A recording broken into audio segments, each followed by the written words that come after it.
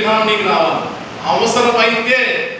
అవసరమైతే ప్రభువా నన్ను జీవగ్రంథంలో తీసే కానీ మా అమ్మని అమ్మని బాప్తిస్మీ, మా అక్కడి నుంచి వెళ్ళి బాప్తిస్మీ, నాకు వచ్చినా పర్వాలేదు అనే తీర్మానం రావాలి.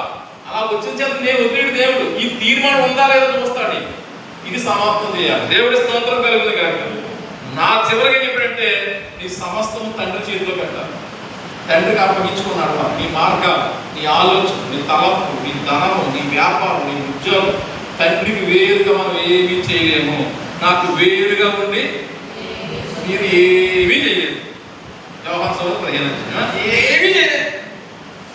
ఒక్క చీపురు కూడా అనుకుంటున్నారు కానీ ఏం లేదు. చేసేసేమని భ్రమలో బతుకుతున్నారు అంతే చివరికది. కాబట్టి నాకు అప్పగించు. ఈ 7 మాటల పరమాత్మను గమనించి నీ ఆత్మీయ జీవితాన్ని, శారీరక జీవితాన్ని, కుటుంబ జీవితాన్ని, ఆర్థిక వ్యవస్థను కట్టుకుంటే చాలా ఆశీర్వాదం ఉంటుంది. నిన్ను చూసి అందరూ తలెత్తుకు వస్తారు. ఒక ప్రత్యేక వ్యక్తిగా ఆశీర్వదించబడతారు. దేవుడికి స్తోత్రం కలిగింది. అంతేగాని గుడిపేడ తీసిన రసన తాగేసాను, ఏదో మాటలు చెప్పేసారు, పిల్లలు వచ్చే వారం చిత్రవేత్తని చెప్తారు, ఇది కాదు. అందులో అర్థం తెలుసుకుని ఈ విధంగా